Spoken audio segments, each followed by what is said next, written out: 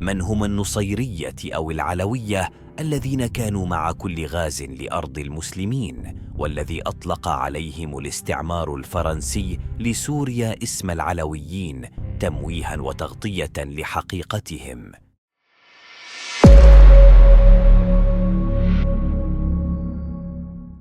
النصيرية هي فرقة ضالة من أخطر الفرق الباطنية التي خرجت عن الإسلام، تتستر بلباس الدين، وهي في حقيقتها معادية له بكل أركانه وأصوله.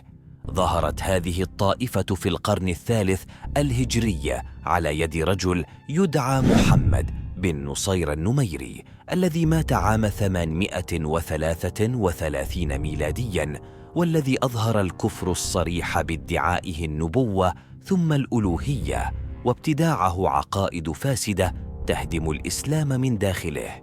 هذه الفرقة تؤله الإمام علي بن أبي طالب رضي الله عنه، وتعتبره الإله المتجسد في صورة بشر، وتزعم أن النبي محمد صلى الله عليه وسلم هو حاجب الإله علي، وهي عقيدة شركية تخرج من ملة الإسلام. ويذكر شيخ الطائفة النصيرية الحسين بن حمدان الخصيبي أن ابن سبأ وأصحابه لم يكونوا مخطئين بادعائهم ألوهية علي بن أبي طالب التي جاهروا بها أكثر من مرة، وأن ابن سبأ وأصحابه هم أصحاب الأخدود، وهم الذين نزلت فيهم سورة البروج في القرآن الكريم، وهم المقصودون بقول الله تعالى: وما نقموا منهم إلا أن يؤمنوا بالله العزيز الحميد.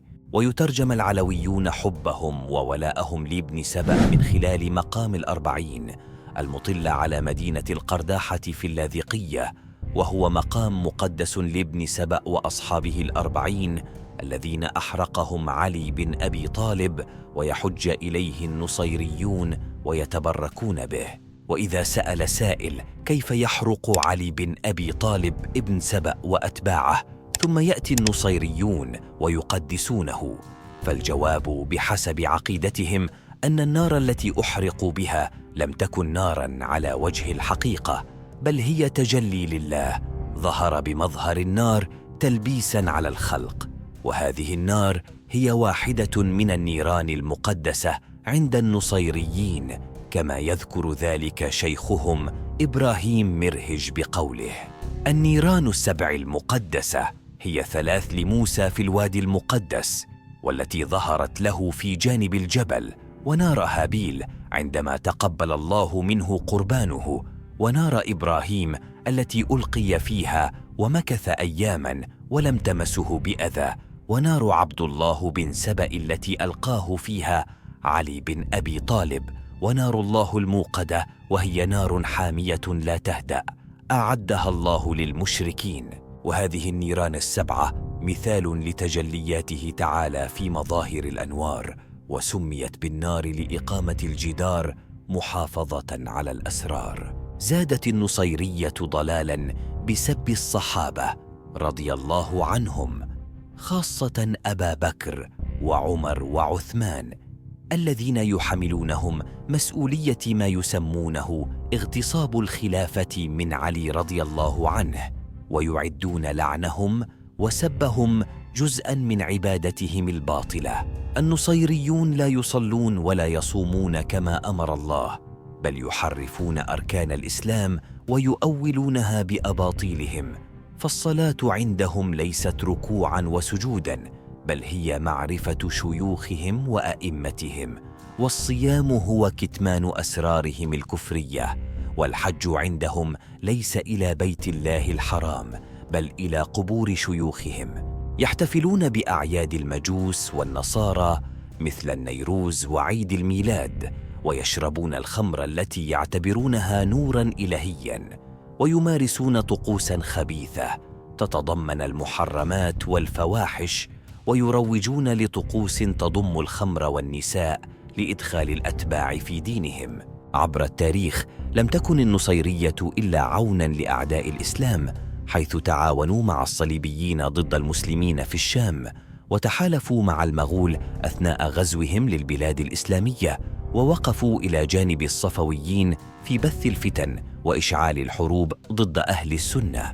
خلال الحملات الصليبية بدءاً من عام 1096 حتى 1291 ميلادياً، تحالف النصيريون مع الصليبيين ضد المسلمين، وساعدوا الصليبيين في احتلال أنطاكية، حيث دلوهم على الطرق وأمنوا لهم الإمدادات.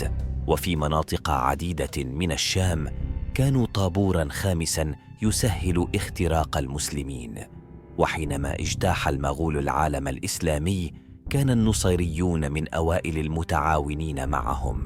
وعندما دخل المغول بغداد عام 1258 ميلادياً وقاموا بقتل الخليفة العباسي وتدمير الخلافة، وقف النصيريون إلى جانبهم، بل إن نصير الدين الطوسي الذي كان نصيرياً متخفياً أصبح أحد مستشاري المغول وأقنعهم بالإجهاز على الدولة العباسية.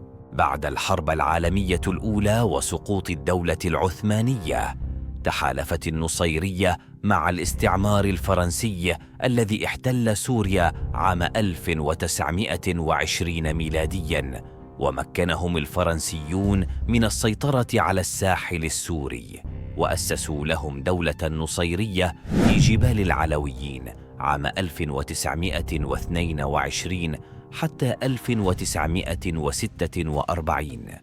ثم أطلق الفرنسيون عليهم اسم العلويين لتجميل صورتهم أمام المسلمين، ولكن حقيقتهم لم تتغير. بعد استقلال سوريا تغلغل النصيريون في الجيش السوري، وتمكن حافظ الأسد من الانقلاب على السلطة عام 1970، وأقام حكماً طائفياً نصيرياً استهدف الإسلام والمسلمين، وارتكب جرائم مروعة مثل مجزرة حماه عام 1982 عندما قتل أكثر من 40,000 مسلم، ودمر المدينة في واحدة من أسوأ المذابح في العصر الحديث. منذ اندلاع الثورة السورية عام 2011 أثبت النظام النصيري بقيادة بشار الأسد استمراره في النهج الدموي، حيث قصف المدن والمساجد وقتل واعتقل وعذب المسلمين. التاريخ مليء بالأدلة على خيانة النصيرية وتحالفهم مع أعداء الإسلام من صليبيي ومغول واستعمار، وهو ما يجعلهم خطراً دائماً على الأمة. وعندما نتكلم عن نهضة يهودية في العصر الحديث كان وراءها الماسونية تم بموجبها ظهور دولة إسرائيل، فإن هذه النهضة لليهود ترافقت مع نهضة متزامنة للفرق الباطنية منذ منتصف القرن 19، مما يدل أن هذا لم يكن صدفة، بل كانت هناك يد واحدة وراء كل هذا. ومن أوجد دولة إسرائيل في فلسطين هو من أوجد دولة العلويين في سوريا، وبعث الإسماعيلية في إيران والهند، واستحدث الأديان التي قامت على فكرة المهدوية كالبابية والبهائية والقاديانية ليشكلوا جميعاً منظومة واحدة. الهدف النهائي منها هو إخراج الملك اليهودي المنتظر، فمعلوم أن مواصفات المهدي المنتظر عند كل الفرق الشيعية هي نفسها مواصفات الملك اليهودي المنتظر. إذا أعجبتكم الحلقة لا تنسوا الاشتراك في القناة والضغط على زر الإعجاب، ومشاركتنا آراءكم في التعليقات.